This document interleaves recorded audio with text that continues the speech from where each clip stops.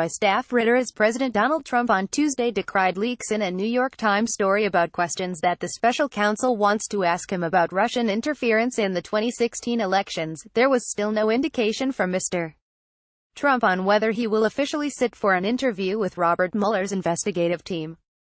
In an early morning tweet, the president again denounced what he labeled the Russian witch hunt, again denying that he did anything wrong in connection with Russian meddling in the election for president. It would seem very hard to obstruct justice for a crime that never happened, the president added. So disgraceful that the questions concerning the Russian witch hunt were leaked to the media. No questions on collusion. Oh, I see, that you have a made-up, phony crime, collusion, that never existed, and an investigation begun with illegally leaked classified information. Nice, Donald J. Trump, at Real Donald Trump, May 1, 2018. It would seem very hard to obstruct justice for a crime that never happened. Witch hunt, Donald J. Trump, at Real Donald Trump, May 1, 2018. The question of whether Mr.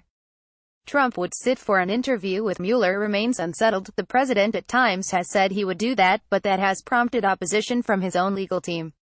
Mr. Trump's former lawyer, John Dowd, reportedly resigned in part because he disagreed with the president on the best way to deal with Mueller. The president's comments came after the New York Times reported on a series of questions reportedly given by the special counsel's office to Mr. Trump's lawyers, giving the president about their lines of inquiry for a possible in-person interview.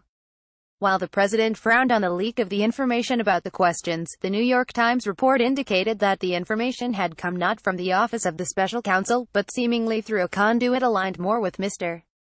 Trump's legal team.